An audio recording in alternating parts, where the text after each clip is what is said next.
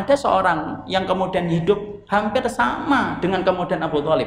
Namanya siapa? Abdullah bin Jun'an. Abdullah bin Jun'an adalah orang yang terkenal dengan segala kebaikan-kebaikan yang dia miliki. Abdullah bin Jun'an. Sampai ketika dia meninggal dunia, para sahabat itu bersedih atas kematian Abdullah bin Jun'an. Kenapa? Karena kebaikan yang ditorehkan oleh Abdullah bin Jun'an dalam hidupnya.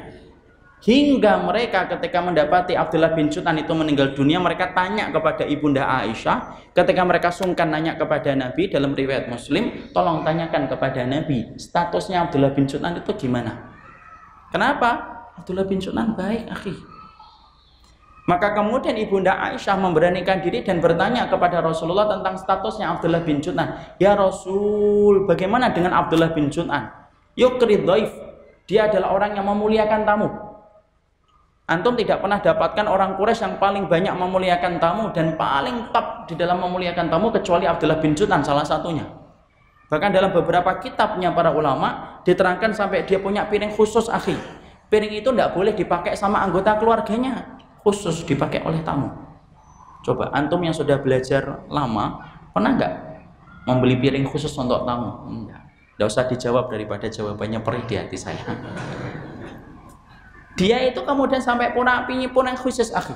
Piring itu tidak boleh dipakai kemudian anggota keluarganya. Kalau ditanya 5, kenapa nggak boleh dipakai? Ini khusus untuk tamu. Yukrid dhaif, memuliakan tamu. Selesai? Belum.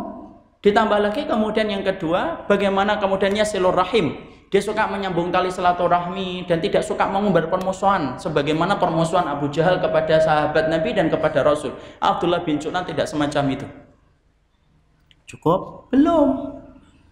Kemudian apa? Kemudian yukrid dhaif, kemudian yasilur rahim wa yafukul ani, dan kemudian yang ketiga suka kemudian membantu setiap siapapun yang datang membutuhkan bantuan. Maka Abdullah bin Jun'an itu menempati saf yang pertama untuk membela dan membantu para sahabat yang membutuhkan. Itu Abdullah bin Jun'an. Tapi ketika kemudian Abdullah Jun'an itu meninggal dunia, maka kemudian Ibunda Aisyah langsung nanya kepada Rasulullah tentang status kematiannya Abdullah bin Jun'an. Kemudian Rasulullah menjawab singkat, padat dalam maknanya. Kemudian Nabi menyatakan, kana finnar. Sesungguhnya Abdullah bin Jun'an berada di dalam neraka. Kebaikannya hilang, tidak ada harganya. Digerogoti dengan sebuah rayap besar yang bernama syirik. Amal ibadah, ikhwan, ada perusaknya. Kalaulah kayu, ada perusaknya yaitu adalah rayap. Kalaulah madu, ada perusaknya yaitu adalah cuka.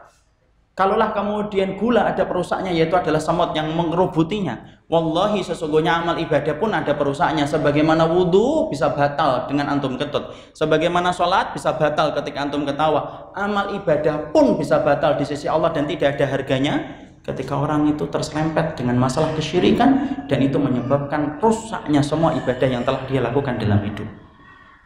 Makanya tidak main-main pelajaran tentang tauhid itu. Makanya antum kalau ngaji tematik khair, baik, akhi. Ana tidak sama sekali mengomentari bagaimana pengajian antum dalam tematiknya. Tapi pengajian kitab itu penting. Dan pengajian kitab yang paling penting pertama kali itu apa? Kitab tauhid. Paham dulu tentang tauhid. Paham dulu tentang akidah dan berbagai macam konsekuensi yang terkandung di dalam masalah akidah, dan paham tentang syirik.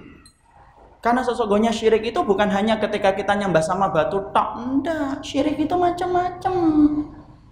Ada syirik mahabbah, ada syirik to'a, ada syirik doa, ada syirik masalah niat. Di mana para ulama menyebutkan ada syirik doa, antum berdoa kepada Allah dan kepada selain Allah. Syirik dalam masalah doa. Ada syirik taat, antum taat kepada manusia lebih besar daripada taatnya antum kepada Allah dan Rasulnya. Jatuh dalam kesyirikan. Ada syirik dalam masalah cinta, antum mencintai manusia, antum cintai istri antum cintai anak-anak antum, sama sebagaimana antum cinta sama Allah. Syirik dalam masalah cinta. Ada syirik dalam masalah niat, melakukan ibadah bukan untuk Allah, tapi hanya untuk mendapatkan pujian dan sekeping dari kenikmatan dunia. Itu juga bagian dari syirik yang kadang-kadang kita tidak ngerti.